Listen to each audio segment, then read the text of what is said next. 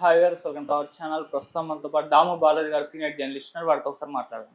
Sir నమస్కారం. నమస్తే.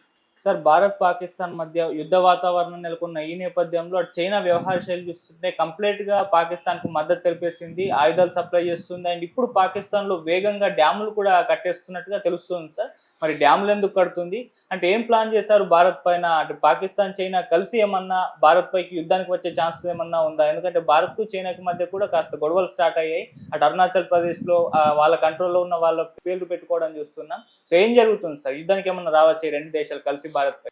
ఇప్పుడు ఒక కొత్త వార్త నిన్నటి నుంచి వైరల్ అవుతుంది. అదేంటంటే చైనా పాకిస్తాన్లో నీటి ప్రాజెక్టులను చాలా వేగంగా చేస్తుంది.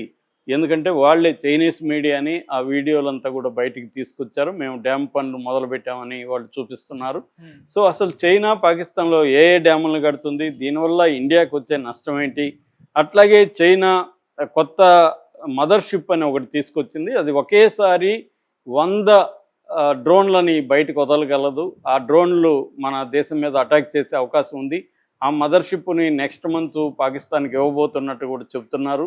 సో క్లియర్గా పాకిస్తాన్కి చైనా హెల్ప్ చేస్తూ మళ్ళీ యుద్ధాన్ని ఇండియాతో స్టార్ట్ చేసి పాకిస్తాన్కి వెనక చైనా ఉండి ముందు పాకిస్తాన్ని పెట్టి ఇండైరెక్ట్గా చైనానే ఇండియాతో యుద్ధం చేయబోతుంది. ఒకవైపు ఏమో అరుణాచల్ ప్రదేశ్లో పేర్లంతా దాదాపు 27 పేర్లని అరుణాచల్ ప్రదేశ్లో చైనా మార్చేసింది. సో అరుణాచల్ ప్రదేశ్ని ఆక్యుపై చేసుకుని లేకపోతే లడక్ ప్రాంతాన్ని ఆక్యుపై చేసుకునే క్రమంలో చైనా ఒకవైపు ఉంది. రెండో వైపు పాకిస్తాన్ని ఇండియా మీదకి ఎగదోలుతూ పాకిస్తాన్కి కావాల్సిన ఎయిర్ డిఫెన్స్ సిస్టమ్స్ అన్నిటిని కూడా ప్రొవైడ్ చేస్తుంది. సో ఈ పరిణామాలను మనం అర్థం చేసుకుందాం. ముందుగా డ్యామ్స్ ఏవేవి చేస్తుందంటే దాదాపు పాకిస్తాన్లో 10 డ్యాముల్ని చైనా నిర్మిస్తుంది. ఇది ఇప్పుడు మొదలైంది కాదు, ఆల్రెడీ 2019-18లోనే మొదలుపెట్టింది.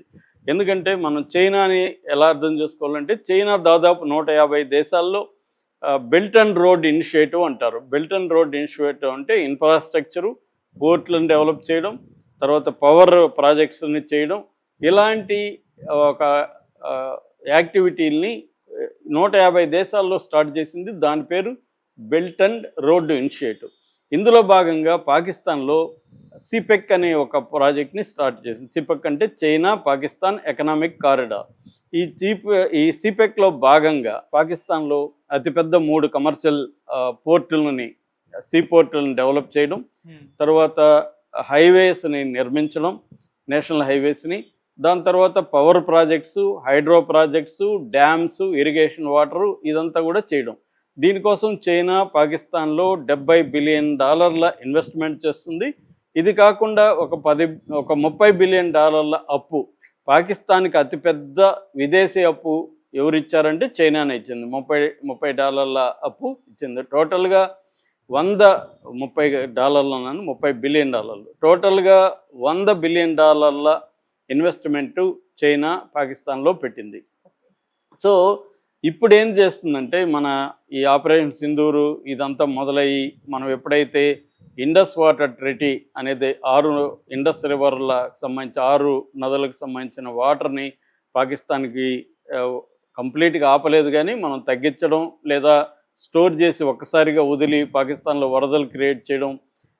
రెండోది మన నాన్ కోఆపరేషన్, అంటే మన దానికి సంబంధించిన ఇన్ఫర్మేషన్ ఇవ్వకపోవడం, వాళ్ళ ఇంజనీర్ని ఇటువైపుగా అలో చేయకపోవడం, ఇలాంటి వాటి వల్ల వాటర్ క్రైసిస్ అనేది పాకిస్తాన్లో క్రియేట్ అవుతుంది. ఎందుకంటే 80% ఆఫ్ ద అగ్రికల్చర్ పాకిస్తాన్లో ఈ ఇండస్ వాటర్ దీని మీదనే డిపెండ్ అయింది. ముఖ్యంగా సింధ్ అండ్ పంజాబ్ ప్రావిన్సులు, రిచ్ ప్రావిన్సులు దీని మీద డిపెండ్ అయినాయి.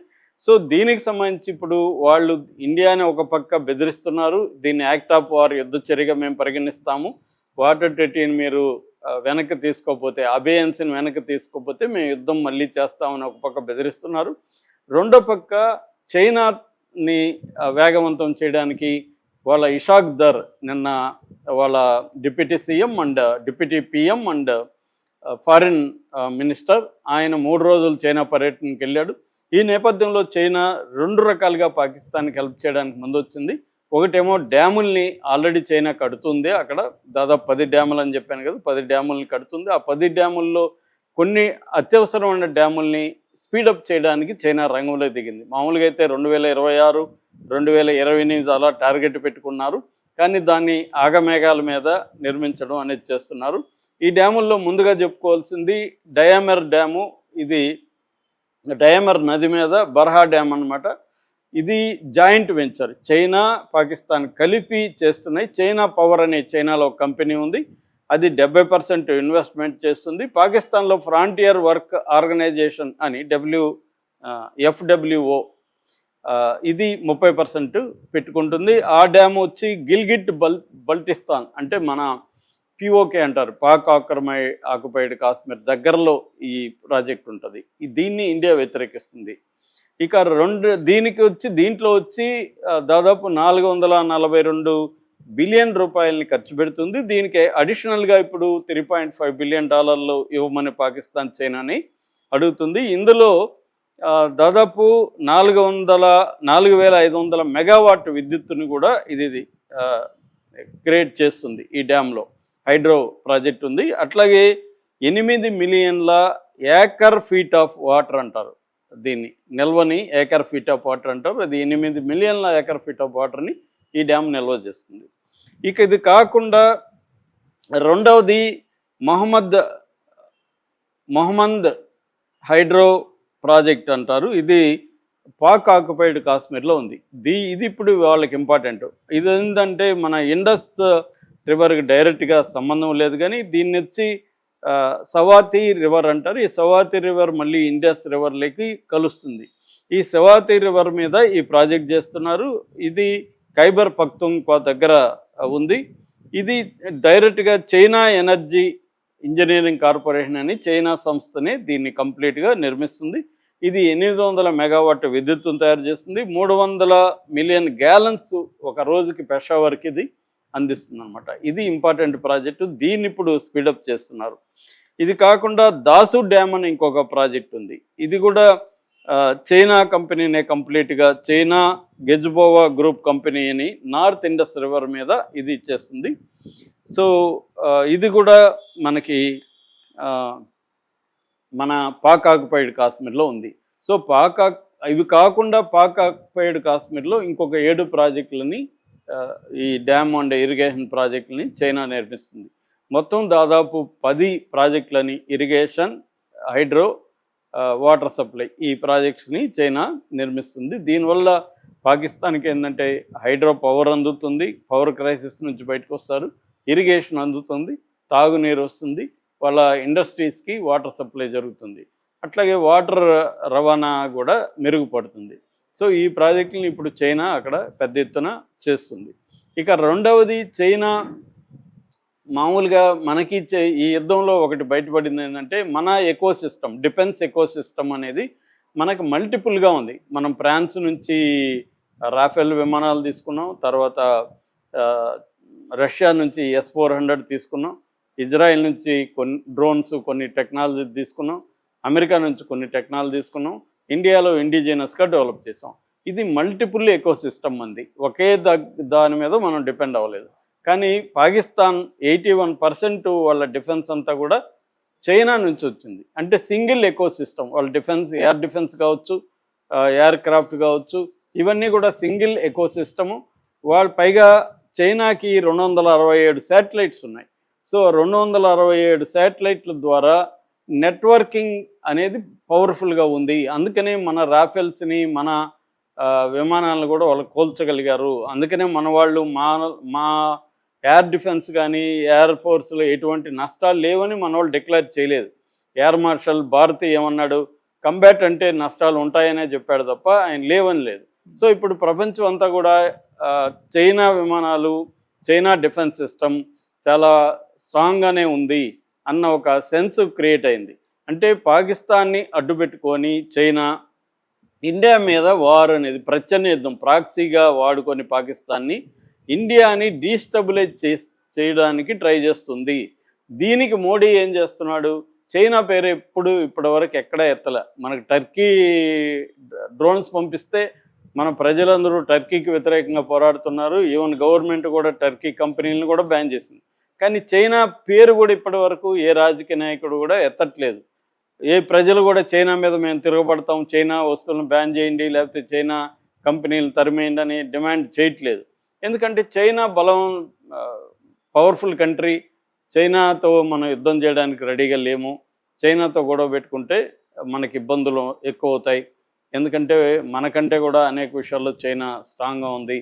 సో అందుకని మనం కూడా బ్యాలెన్స్గా ఉండాల్సిన పరిస్థితి ఏర్పడింది. దీన్ని ఉపయోగించుకొని చైనా ఆర్థికంగా పాకిస్తాన్కి హెల్ప్ చేస్తుంది. ప్లస్ ఇండియాని అటాక్ చేయడానికి చైనా పవర్ఫుల్ వెపన్స్ని, పవర్ఫుల్ ఎయిర్ డిఫెన్స్ సిస్టమ్స్ని దీనికి అందిస్తుంది. ఇప్పుడు ఒక మదర్షిప్ అనేది ఒకటి కొత్తగా వచ్చింది. మదర్షిప్ అంటే స్కైలో, దాని పేరే స్కై హై, జువాన్ ఏదో అంటారు చైనా భాషలో, స్కై హై అనే మీనింగు. అదేంటంటే ఒక విమానం ఉంటుంది, దాంట్లో మామూలుగా అయితే వింగ్స్ 2 వింగ్స్ని కలిపితే దాదాపు 13 ఫీట్ అలా ఉంటుంది జనరల్గా మన ఎయిర్ అటాక్ చేసే విమానాలు. కానీ ఇప్పుడు నేను చెప్తున్న విమానం దాదాపు 25 ఫీట్ ఉంటుందని చెప్తున్నారు. ఒక్కసారిగా 100 డ్రోన్స్ని అది వదలగలదు. మామూలుగా ఇట్లా మల్టిపుల్ డ్రోన్స్ని వదలగలిగినవి అమెరికాలో మిగతా చోట్ల కూడా ఉన్నాయి, కానీ అవన్నీ అటాకింగ్ అంటే అసాల్ట్ డ్రోన్స్ కావు, సర్వైలెన్స్ డ్రోన్స్ అలాంటివి. కానీ ఈ మదర్షిప్ అయితే కంప్లీట్గా అటాకింగ్ డ్రోన్స్ని ఒకేసారికి 100 డ్రోన్స్ని అది బయటికి పంపించగలదు. అది ఇప్పుడు జూన్లో కంప్లీట్ టెస్ట్ చేసి పాకిస్తాన్కి ఇవ్వబోతున్నారు. ఎందుకంటే డ్రోన్ వార్ఫేర్ తక్కువ ఖర్చు, మనమేమో చాలా బిలియన్ల కొద్ది ఖర్చులు పెట్టి మనం చేస్తుంటే, పాకిస్తాన్ తెలివిగా ఏం చేస్తుందంటే చైనా సహాయంతో తక్కువ ఖర్చుతో ఎఫెక్టివ్ వార్ఫేర్ ఎలా చేయాలనే దాని మీద ఫోకస్ అనేది చేస్తుంది. సో ఇలాగా చైనా పాకిస్తాన్ ఉపయోగించుకొని ఇండియా మీద వార్ అనేది మళ్ళీ ఇంకొకసారి రిపీట్ చేయబోతుంది. ఎందుకంటే ఇప్పుడు అమెరికా కూడా ఇప్పటివరకు మనకి డైరెక్ట్గా హెల్ప్ చేస్తున్న దేశం ఒక ఇజ్రాయెల్ తప్ప ఎవరు లేరు. ఇజ్రాయెల్ కూడా అమెరికా అనుకుంటే కంట్రోల్ చేయగలదు. ఎందుకంటే ఇజ్రాయెల్ అమెరికా కంట్రోల్లో ఉంది. ఇంకే దేశం కూడా మనకు ముందుకొచ్చి మన వైపు లేదు. అదే పాకిస్తాన్కి చైనా డైరెక్ట్గా చెప్పకపోయినా చైనా ఫుల్ ఉంది. డైరెక్ట్గా అజర్బైజాన్ డైరెక్ట్గా హెల్ప్ చేస్తుంది. తర్వాత టర్కీ డైరెక్ట్గానే హెల్ప్ చేస్తుంది. ఇలా పాకిస్తాన్కి బలం ఇంటర్నేషనల్గా తీసుకున్నప్పుడు ఉంది. ఇది గుర్తించే మోడీ ఇప్పుడు అనేక పార్టీలతో 7 బృందాలను తయారు చేసి 35 దేశాలకు పంపిస్తున్నాడు. ఏదేమైనా మనం చైనాతో కూడా త్వరగానే ఓపెన్గా డిక్లేర్ చేయాల్సిన అవసరం ఉంది. ఎందుకంటే చైనాతో గతంలో 1965లో సైనో ఇండియా వార్ వచ్చింది. తర్వాత 20లో గాల్వాన్ వ్యాలీ